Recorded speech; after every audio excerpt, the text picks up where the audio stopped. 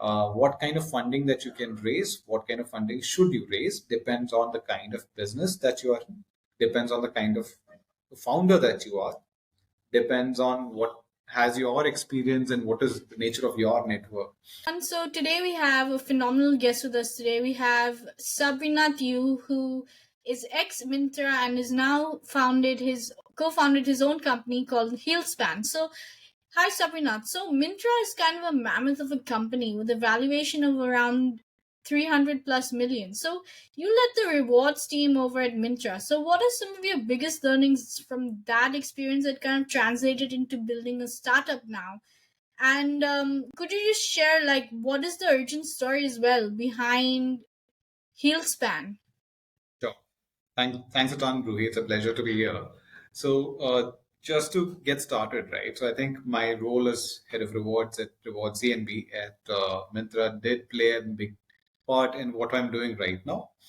So, see, there are a lot of things that you do as a CNB person, right? In fact, the employee benefits, the insurance, uh, what is the employee experience, all of that rolls up to you. That all is your responsibility. And in fact, Myntra is actually today much larger than the number you mentioned, right? The valuation is probably closer to 5 billion today than uh, anything else. So, during my stint as a head of CNB at Myntra, what happened once is I had a spate of ill health and I ended up in hospital. So, and my insurance experience, while my healthcare experience was beyond great, it was amazing as a matter of fact. Uh, the experience of availing the health insurance, the company sponsored health insurance, was honestly not that great. And the problem with this is my portfolio, right? So I am the one who is accountable for employee experience on insurance. I'm the one accountable for creating those policies. And despite having a very well structured policy, I think at some point the experience fell through, right? Uh, and my discharge got approved in the morning. And because of the repeated queries and conversations between the insurer and the hospital, I ended up going home after sunset. So I couldn't leave the hospital for a long time because the insurance approvals had not come. So this is where honestly I think we got started. And back then, my current co-founder Abhishek was my insurance consultant, and I kind of pulled him up on this and said, "Hey, you know what? We need to figure this out because ultimately this is my portfolio and my responsibility to make sure that uh, my colleagues, my Myntra employees, do not go through the same experience." Uh, we went through a lot of data. Abhishek, being an insurance consultant, had access to a lot of data, and that's where we realized that a lot of the problem, a lot of the issues cannot be solved unless you help the provider solve that problem. Uh, by provider, I mean the healthcare provider and the hospital in this case. So we realized that there are a lot of challenges that a hospital goes through to kind of ensure that the cashless experience is good. And there are a lot of roadblocks that a hospital faces in providing a good, patient experience. So this is where we kind of decided that if you want to solve this problem, the best way is to kind of jump into it and kind of try and do this yourself, because there were not a lot of people in the market solving the issue on the provider side. There were a lot of players, starting all the way from Policy Bazaar, that are solving health insurance access as a problem, the ability of people, to buy health insurance. But I think there were not too many companies on this side of the world where they're trying to solve the experience part of it. So Abhishek and I decided that we're going to, make the leap and start off a company of our own. We did spend some time working, with hospitals, in hospitals. So Abhishek and I sat in hospitals for a while, and while we figured out the requirements, what can we do to solve. And we started off in August of 22, after having done our initial research. Our product went live last year, so about end of February 23, and we have been in the market since, and we've seen some fairly good growth since then. So that's the story.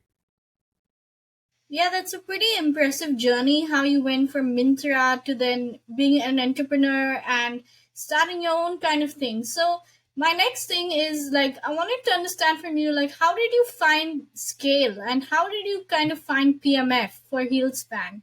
Like beyond just like the personal a personal itch and a personal problem that you were facing, like how did you actually find that this is a problem that customers are facing and like that they love what you're building? kind of. So, to answer your question about scale, right? Honestly, I don't think we've cracked scale just yet. We're still in a fairly early stages. But in terms of getting to PMF and understanding whether this is a problem that will scale, right? The solution to this problem, will it scale or not? I think what we've relied on is an extensive amount of user interviews and conversations. So basically, before we started off itself, what Abhishek and I did is we spoke to I think several dozens of folks that we knew who worked in hospitals, who uh, own hospitals. We've used practically all bits of our network to make sure that we kind of have all the information that we need about our users and what are the problems that they face.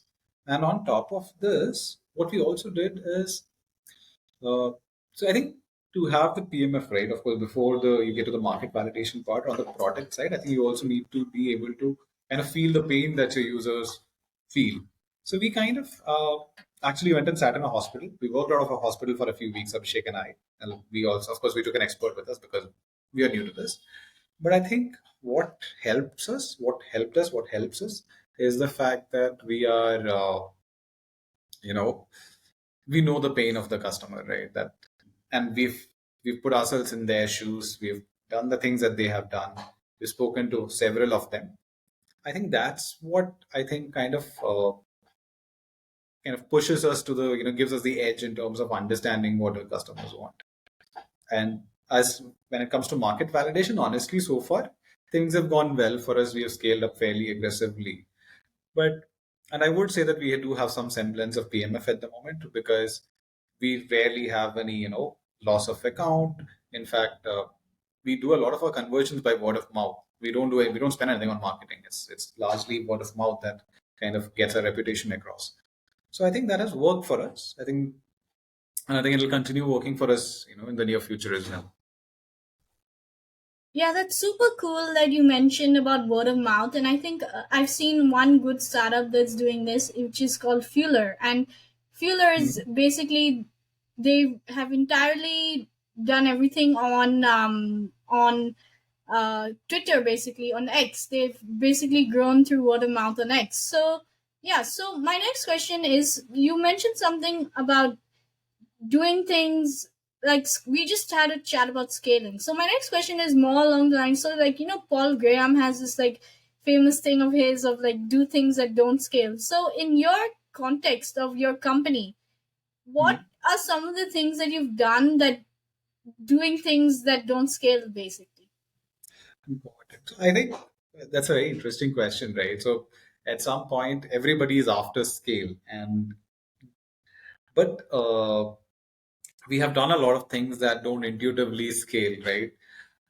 In the sense that we understand a lot of what we do is core insurance expertise, uh, which does not, at least on this day, does not translate well into the system. So what we have done is we have gone ahead and made sure that there is some amount of extra effort that goes on behind the scenes to make sure our clients have a smooth experience. So we are not shy of putting in that additional manual effort where systems and tech falls short. So we're honestly not shy of that. So if the system can take you to say 80%, we don't mind putting that extra 20% of manual effort and making sure the client has a smooth experience. And for a lot of cases, right, so especially because we deal with insurance and insurance settlements, reconciliation, we don't mind going that extra mile for our clients. And I think over time, tech will take over from people on this, even with what you're doing. But until then, I think what we're doing is fundamentally something that doesn't scale. You cannot do things manually and expect it to scale universally across the globe. But we do that today to an extent to make sure that our clients have a superlative experience with us. So I think that's one of the things that we do. That's really amazing that you did so many different things that didn't scale, I guess you could say. And so Mhm. my next question is, so let's dive a bit more deeper into your background. So you moved from Kochi eventually to Bangalore. And so what drew you to Bangalore apart from the high talent density, the crazy like kind of atmosphere for startups and VC and stuff like that. Like what actually eventually drew you to Bangalore? Sure. So honestly, I came to Bangalore for my first job, and then I moved out, and I came back to Bangalore in 2017. And see, if you're working in tech, right? And I always knew that I wanted to work in a tech ancillary, in a tech company. Even if I was doing HR, I knew that I wanted to be in a place where things are happening. And there's no other place in India where things are happening as much as they are in Bangalore. Uh, Probably, so I think I was having this conversation with my CTO the other day, and we were talking about how probably some of the world's best tech is happening in probably a 5 square kilometer area around our office. Right. So, at least in terms of software tech, that is very much true.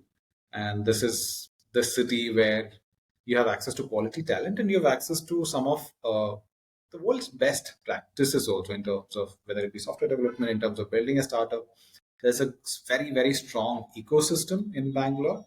There's a lot of support that we receive from other startup founders. There's a lot of support that we receive from accelerators, uh, and in fact even the government is very supportive here in Karnataka and in Bangalore.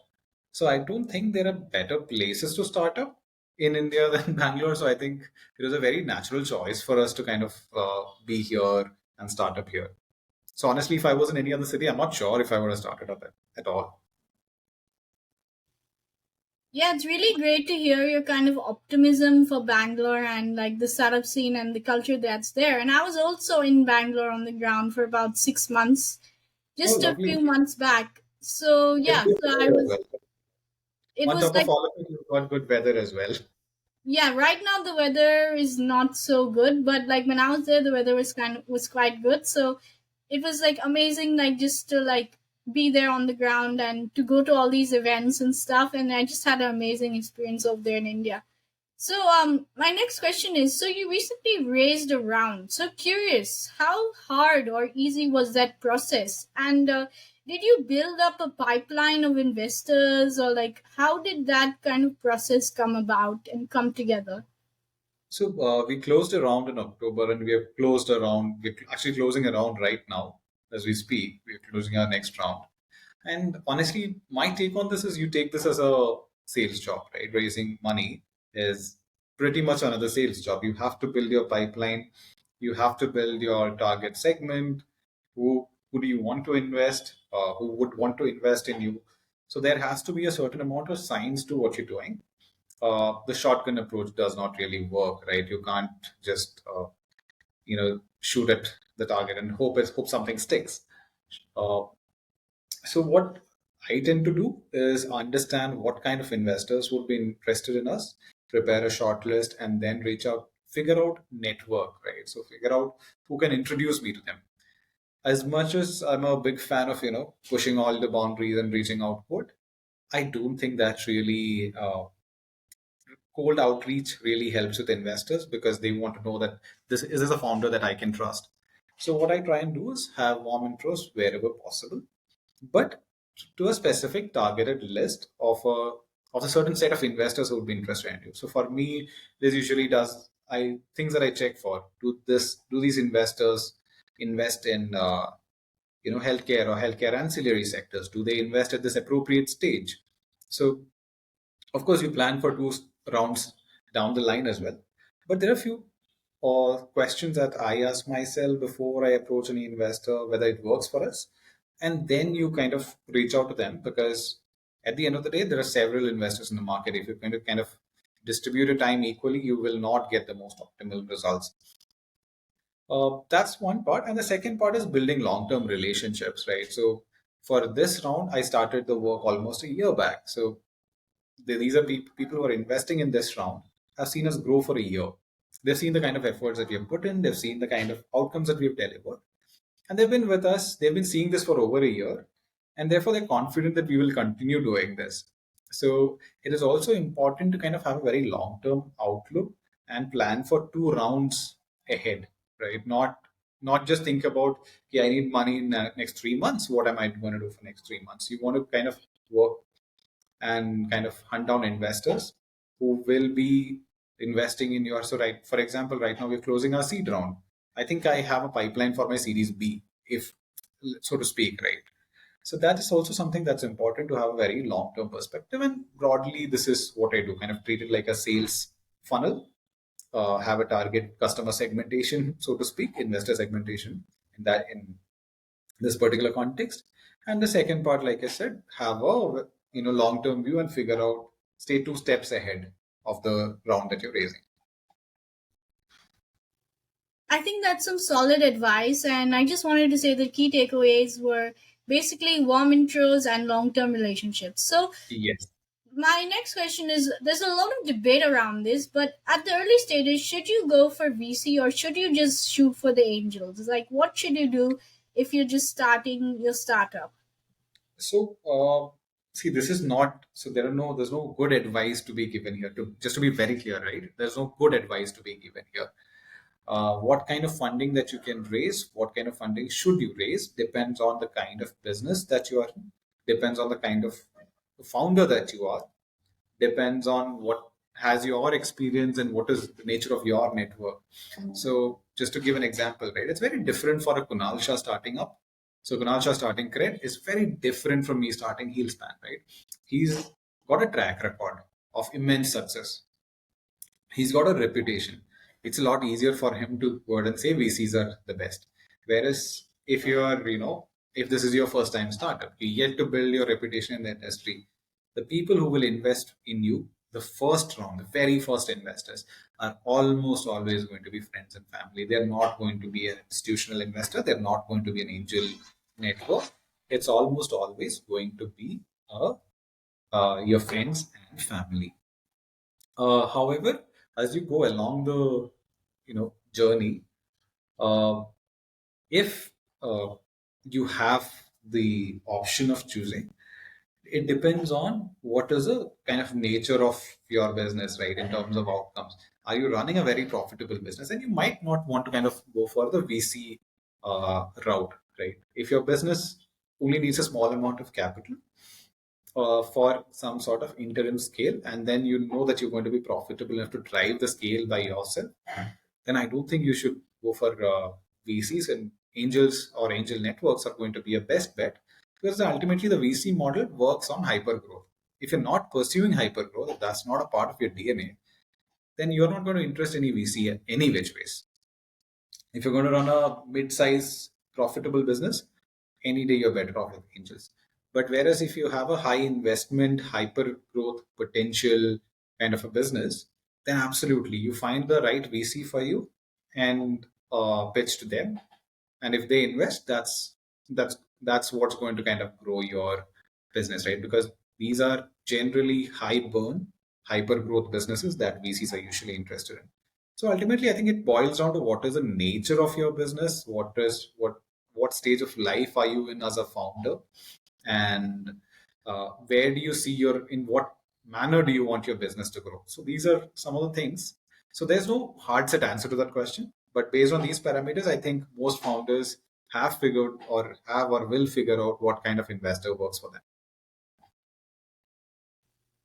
Yeah, I think that was an extremely interesting perspective, and it was great to get your insights on kind of the VC Sorry, could you please building repeat? reputation in the startup industry.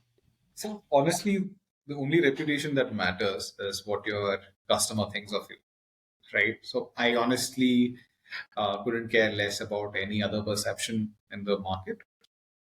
If your customer thinks well of you, so your customer thinks that you're doing a good job and you're doing a good job at what you're trying to do, and they think you're a value add. That's the only reputation that matters. I generally don't believe in. Outside of that, right? You can do whatever you want. You will not build a long-lasting reputation. So for me, that's a very clear answer. You kind of make sure your customer gets what they need, what they want, and make sure they have a good experience with you. Rest of it just falls into place. Sure, that was some solid advice. And then lastly, let's just end it off with cracking a job at a startup. Any advice for some of the aspiring students out there and the aspiring college students out there who are maybe listening to this podcast today? So two things when it comes to the way we shortlist people, right? So we hire kind of two kinds of people. One who are driven but may not have the kind of skills, and they also understand that they're using us as a learning platform, but they have the drive, right? So at this point, this is where most of the college students will come in. But I think the challenge is to make sure you have the drive to learn and you're able to convince the whoever you're interviewing with at a startup that you have done XYZ things in life that demonstrates that you have the drive. So you don't have to be excellent at the role that you're being hired for. You have to prove to them, the startup, that you will work harder than anybody else to make sure you eventually get to a point where there's no one better than you in the game. So I think that drive is what gets you to startups. And second, of course, we hire for skill, but I don't think that the skill part can be a point for fresh college grads.